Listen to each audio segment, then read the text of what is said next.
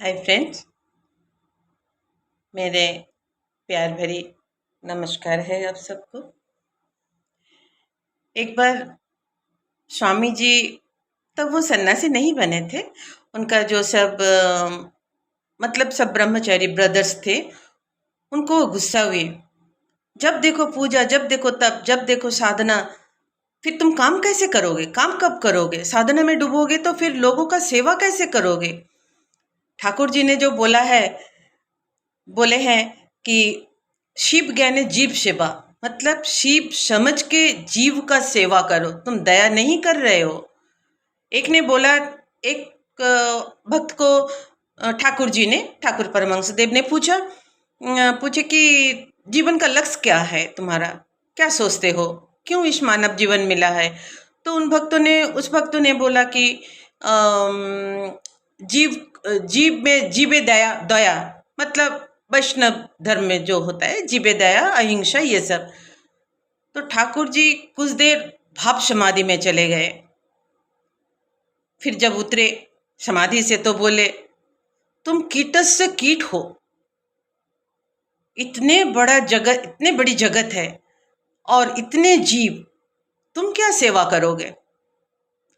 उनको शिव समझ के, हाँ, तुम इन जीवों को क्या दया करोगे? कर ही नहीं सकते हो। हाँ, शिव समझ के तुम इनका सेवा कर सकते हो। स्वामी जी वहीं बैठे थे, वो उठ के बाहर चले गए। फिर सभी ने पूछा, क्यों तुम बाहर चले आए? स्वामी जी ने बोला, जिस बात आज समाधिस्थ अवस्था में, समाधि से उतर के श्री श्री परमहंस देव ने, गुरु जी ने बोले हैं, कभी अगर भगवान ने मुझे दिन दिया, माँ ने मुझे अच्छे दिन दिखाई, तो ये बात मैं सारे जगत में मैं प्रचार करूंगी कि जीव में दया नहीं, जीव से दया नहीं, जीव को शिव मान के उनका सेवा। और आज रामकृष्ण ऑर्डर जो है, वही उनका मेन मोटो है, शिव ज्ञाने जीव सेवा। और यही बात प्रचार करने के लिए स्वामी जी, ये कोई नई बात नहीं है, सनातन धर्म यही बोलता है, हर हर कण में वो बैठे हैं, है ना? तो हर कण का सेवा तो उन्हीं का सेवा हुआ। यही बात सनातन धर्म, इससे आगे तो कुछ हो ही नहीं सकता है। इट इज सो एलैबोरेट, हर एक जीवन के हर कोण के इसमें विचार किया गया है और पात्र अनुसार उसका समाधान भी दिया गया है हमारे सनातन धर्म में, है कि नहीं?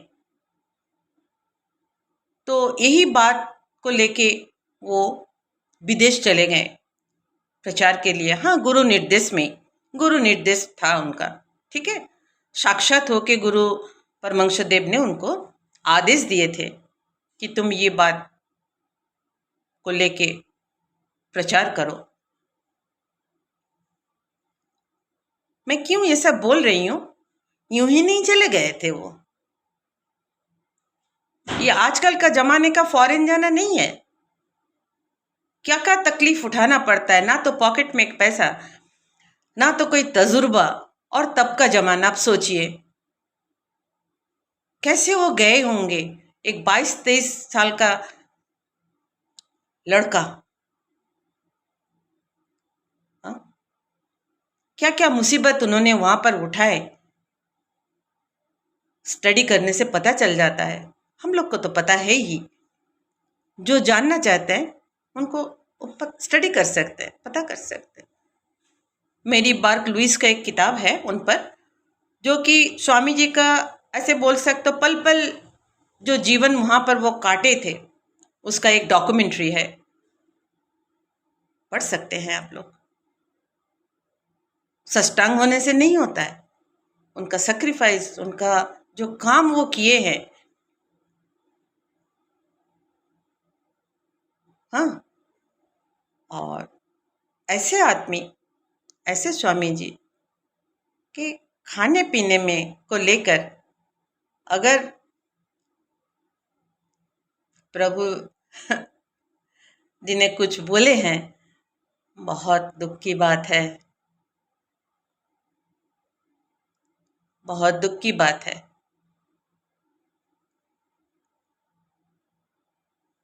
आखिरी में वो उनके भाषण में कुछ ऐसे, प्रवचन बोलूँगी, भाषण नहीं बोलूँगी, उनके प्रवचन में कुछ ऐसे बोले कि भक्ति एकमात्र पथ है। टारगेट थे ठाकुर श्री श्री रामकृष्ण, जिन्होंने बोले कि जो मत तो पथ। अगर वो सही तरीके से स्टडी करे होते तो ठाकुर जी का जो मोस्ट ऑथेंटिक आज तक जो किताब है कथामृत, श्री श्री मौ रुचितो कथामृत, उसमें ठाकुर जी ने बार बार बार बार बार बार बोले हैं कि देखो 4 पथ है। अगर कर्म में जाओगे तो अहंकार आ सकता है, मुश्किल है कि मैंने किया है कि नहीं। हाँ, अगर खुद को तैयार नहीं करके आप कर्म करोगे तो अहंकार आपको सताएगा। और अगर तुम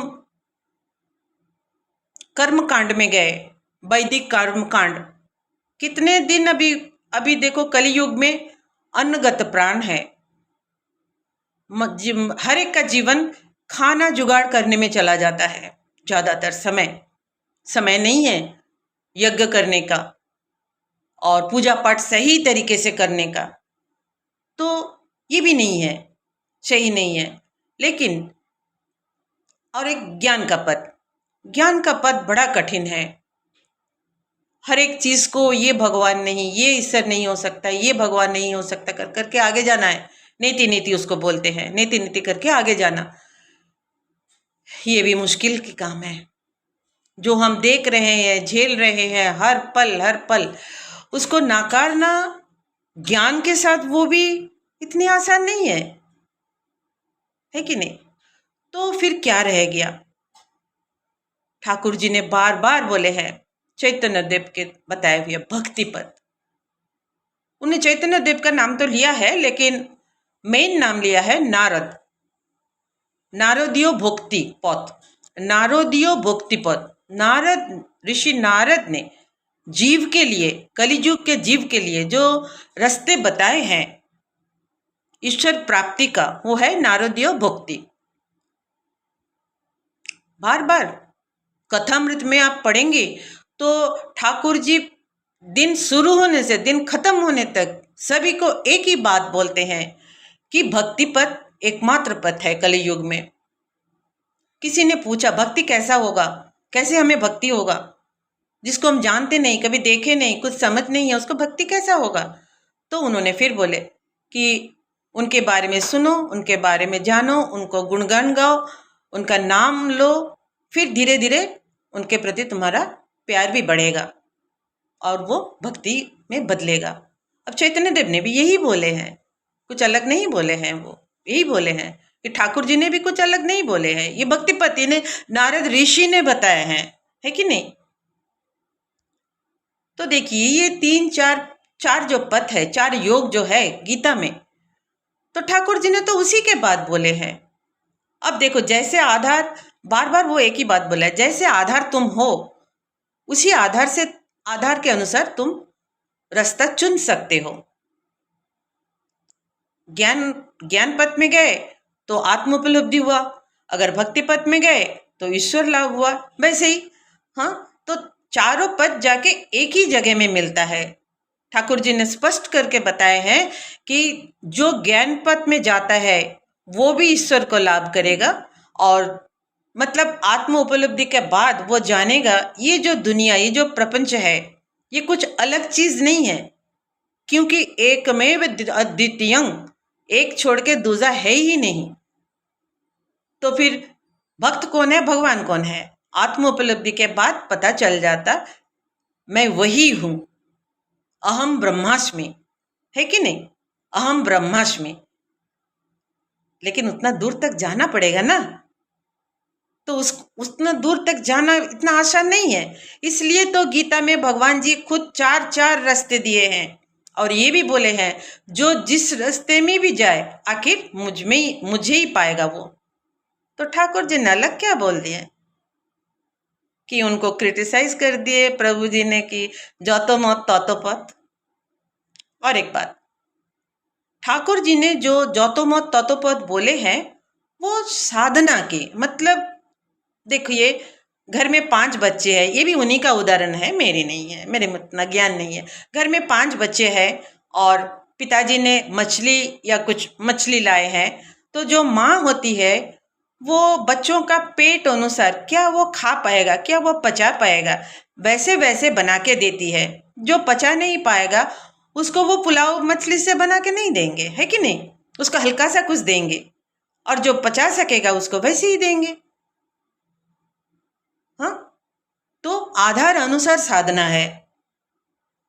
समझिए, मुझे जप करना अच्छा लगता, मेरा मेडिटेशन होता नहीं है, किसी का मेडिटेशन होता है वो जप नहीं कर पाता है, ना करे, कोई जबरदस्ती नहीं। जो अच्छा लगता हो, जिसमें आप बिल्कुल डूब जा सकेंगे, वही आपका रास्ता है, आसान सीधा रास्ता है। इसको अगर ये साधना का पथ को स्टेप बाय स्टेप जो पथ है उसको अगर प्रभु जी ने ज्योग्राफिकल पथ से मिला दिया तो मैं क्या बोलूं, वो ज्ञानी है। उनका हमें तो रामकृष्ण मिशन में सिखाया जाता है कि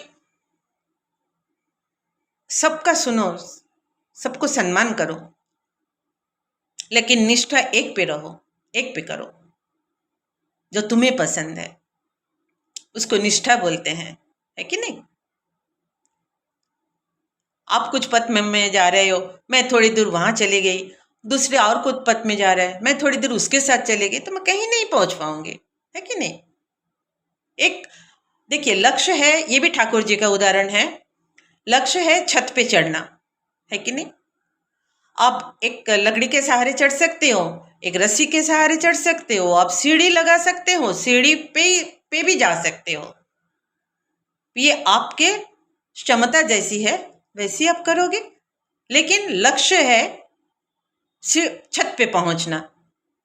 और आप जिस रास्ते में जाओगे वहां पर आपका निष्ठा, आपका व्याकुलता, आपका सिंसियरिटी एकमात्र आपका हथियार है, विश्वास। अब जिस रास्ते आपको मिला है उस रास्ते में आपको निष्ठा होना चाहिए, विश्वास होना चाहिए, व्याकुलता होना चाहिए। ऐसे होने से जिस रास्ते से भी आप चले हो साधन मार्ग में, आखिर आप खुद को जानोगे, ईश्वर को भी जानोगे, और जब ईश्वर को जानोगे तब जानोगे कि मैं कुछ उनसे अलग नहीं हूं। तो ठाकुर जी ने गलत कहाँ बोले हैं, वो तो यही बात बोले हैं, और वो भी नए बात क्या बोले हैं। हमारे सनातन धर्म, हमारे गीता तो यही बोलते हैं, यही बोला है। कई पथ है, जो तुम्हें अच्छा लगता चॉइस करो, लेकिन उसमें निष्ठा रखो, भक्ति रखो, विश्वास रखो, और क्योंकि सभी पथ आखिर में जाके मुझ में ही मिलता है। तो कृष्ण जी ने बताया, फिर वैष्णव धर्म का एगेंस्ट कैसा हो गया। अब मैं आऊंगी स्वामी जी का मांस मछली खाने के बारे में। एक बात है, देखिए मैं वेज हूं, टोटली मैं वेज खाती हूं, और नॉनवेज खाना पाप समझती हूँ, क्योंकि जीव हत्या होता है, तकलीफ। छोटी सी मेरी बुद्धि है, उसमें मैंने जो समझा मैं वही बोलूंगी। गच में, प्लांट में एक फल होता है, अमरूद समझिए, उसका एक उद्देश्य होता है। प्रकृति माँ ने उसके अंदर बीज डाले हैं क्योंकि वो एक से अनेक होगा, वही प्रकृति माँ के उद्देश्य है। पर हम क्या करते हैं, थोड़ी कच्ची थोड़ी पक्की में उसको तोड़ के लाते हैं और काट कूट के भगवान को चढ़ाते हैं प्रसाद, फिर बड़े चाव से उसको खाते हैं कि हमने प्रसाद लिया है। तकलीफ नहीं हुई, उस प्लांट को तकलीफ नहीं हुई, प्रकृति माँ का जो उद्देश्य था उसका अगेंस्ट नहीं हुआ।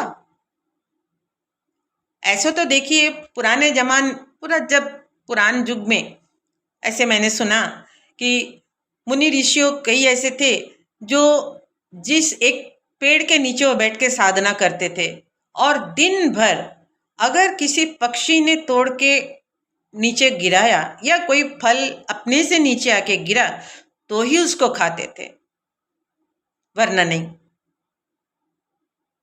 ये है असली नियम। पर हम वो कर सकते हैं क्या? Is it practical thing to do in this modern age? नहीं, इम्प्रैक्टिकल बोलेगा सब, है ना। हम पेड़ में जब कुछ ऐसे वैसे रख देंगे, नहीं, भूखे मर जाएंगे पेड़। वैसे ही मैं बोलती हूँ, जो तिलक हम लोग लगाते हैं, जो चंदन हम लोग भगवान को चढ़ाते हैं, हाँ, मलमल के, अब सोचिए तो चंदन का प्लांट जब फुल ग्रोथ में होता है, उसको काट के ला के छिल के टुकड़ों टुकड़ों लाखों टुकड़ों करके जितना दूर टुकड़ा हो सकते उतना दूर टुकड़े करके फिर उसको घिस घिस घिस घिस के हम लोग भगवान को चढ़ा के प्रणाम करते हैं, संतोष की भगवान को संतुष्ट करते हैं, ठंडा करते हैं, उनको तिलक लगाते हैं ताकि मेरा आध्यात्मिक उन्नति हो और रक्षा हो। आप लोग के सबका विचार बुद्धि है, आप खुद विचार करिए, क्या ये सही है? हम लोग धान उगाते हैं, जब पक जाता है तभी उसको काट कूट के लेके आ जाते हैं, एक से अनेक नहीं होने देते हैं। ऐसा हर प्लांट के साथ, हर एनिमल के साथ हम ये जाति करते हैं। तो फिर किसी ने मछली खा लिया, क्या बड़ा काम हो गया? इससे उनका विचार नहीं किया जाएगा। स्वामी जी देखिए, हिमालय को हम लोग चाहे लाखों वर्ष तक लाखों तरह से मापे, कभी सही नहीं माप पाएंगे, है ना। स्वामी जी को हम लोग अगर ये छोटे मोटे उनका सिगार खाना, सिगर फूंकना या मछली खाने से अगर उनको विचार करेंगे तो गलती नहीं हो जाएगा ना? हाँ? हमारे समझ में जो कमी है हम तो वही उजागर कर देंगे कि हम स्वामी जी को विचार करने के लायक है ही नहीं, हमारे पास वो मेजरमेंट है ही नहीं।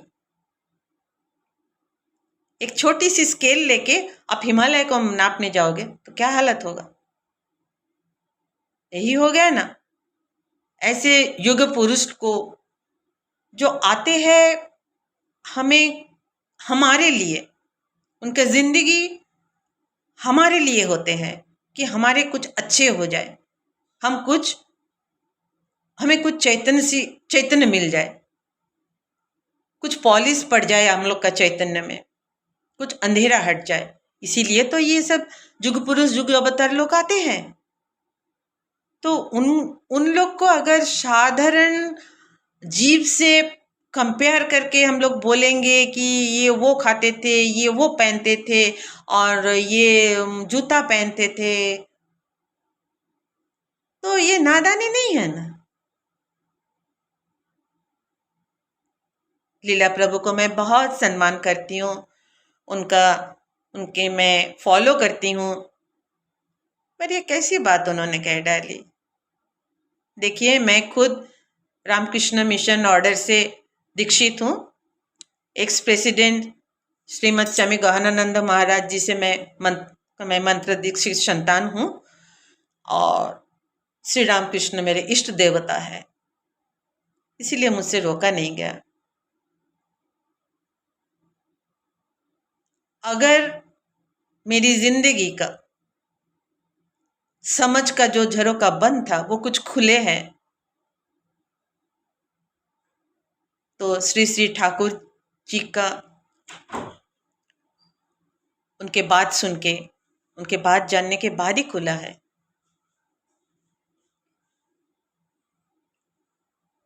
मैं वीडियो को ज़्यादा लंबा नहीं करूँगी, पर देखिए लीला प्रभु जी को बैन किया गया है ये कोई बड़ी बात नहीं है।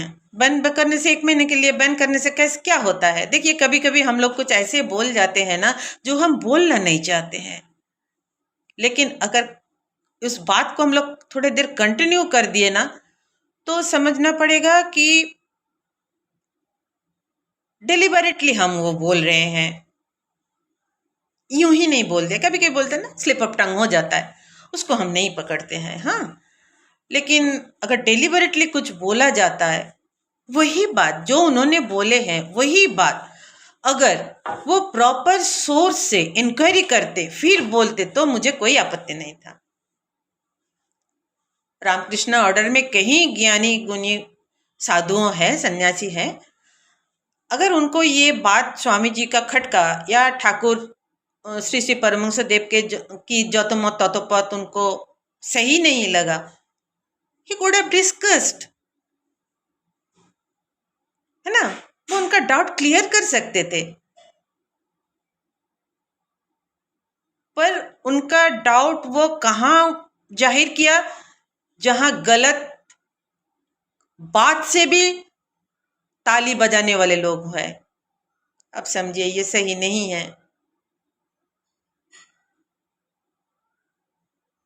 अगर कोई प्रवचन दे रहा है और मुझे लग रहा है कोई सही नहीं बोल रहा है, तो ना तो मैं ताली बजाऊंगी, ना किसी को बजाने दूंगी।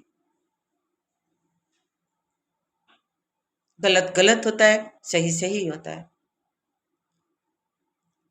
प्रभु जी को मैं बहुत रिस्पेक्ट करती हूँ, और कृष्ण जी तो मेरा क्या बोलूं, बहुत प्यारे हैं मेरे। लेकिन उन्होंने जो बात बोल दी, तकलीफ है, तकलीफ हो रहा है।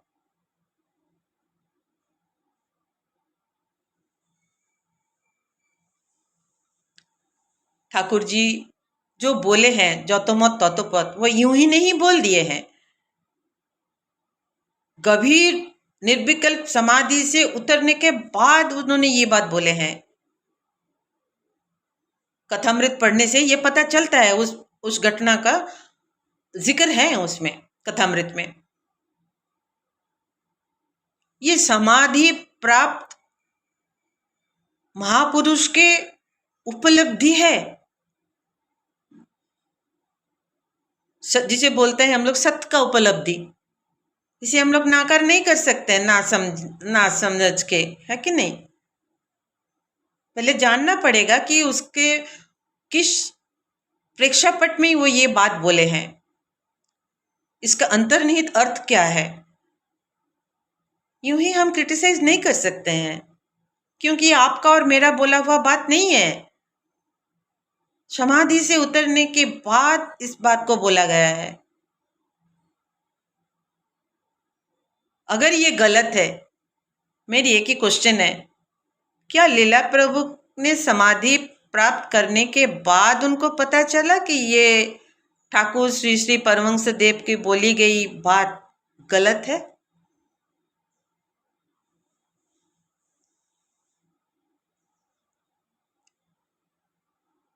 उनको बैन किया गया है, कोई बड़ी बात नहीं है। मैंने ऐसे सुना कि वो कहाँ गोवर्धन में जाके वो कुछ ऐसे, मतलब प्रायश्चित जैसा कर रहे हैं, कोई जरूरी नहीं था। रामकृष्ण ऑर्डर में वो जो हम लोग का साधु लोग हैं, ज्ञानी ज्ञानी साधु लोग हैं, या सबसे बड़ी बोलिए जो प्रेसिडेंट, अभी करंट प्रेसिडेंट है, वहां से वो डाउट क्लियर कर सकते थे। करने के बाद वो अपना बात फिर से बता देते। प्रायश्चित करने में क्या मिलता है?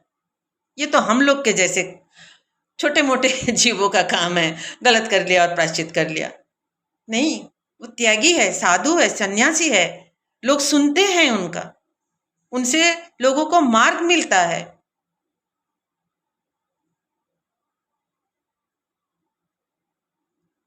तो क्या यह जरूरी नहीं था? अगर ये गलत है, वो सच, तो ये सच, वो सच को जाने, फिर बोले कि हाँ नहीं ये गलत।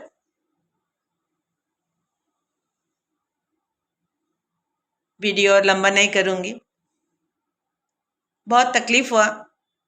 मैं सबको इस वीडियो को देख रहे हैं वो जो प्रभु लीला प्रभु की, पर मैं इसीलिए नहीं देख रही थी कि पहले मैंने सोची कि कुछ स्लिप अप टंग हो गया होगा, साधु है, संत है। पर मैंने देखा बाद में जब वीडियो मैंने पूरा देखा तो सोचा नहीं, he is what ever he is telling deliberately. उनको डाउट है कि ये रास्ता सही नहीं है। और स्वामी जी जो बोले हैं, जिस समय में स्वामी जी बोले हैं कि गीता पढ़ने से फुटबॉल खेलना जरूरी है, तब क्या हाल था हमारे देश का। 200 साल का,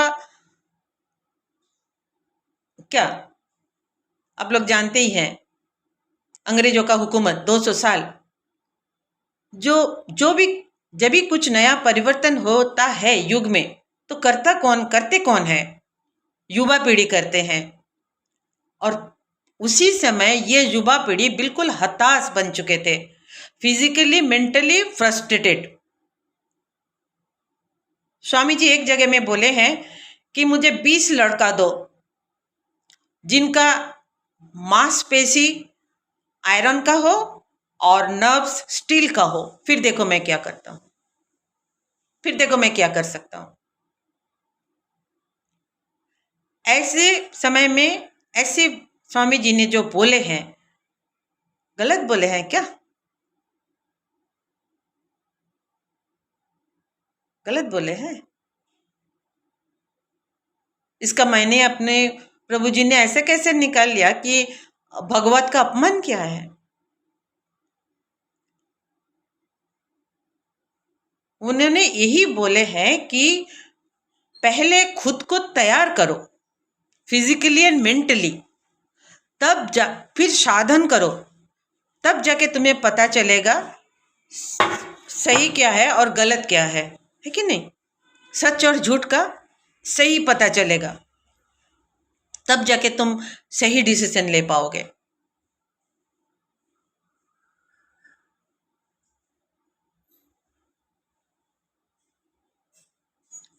हम लोग आजकल देख रहे हैं ना, गलत लोगों के हाथ में अस्त्र पड़ जाने से, कुछ पावर पड़ जाने से क्या गलत इस्तेमाल होता है। उन लोग भी फिजिकली स्ट्रांग है बट नॉट मेंटली, है ना? फिजिकली स्ट्रांग है बट नॉट मेंटली। लेकिन स्वामी जी चाहते थे कि physically and mentally and spiritually युवा पीढ़ी स्ट्रांग हो।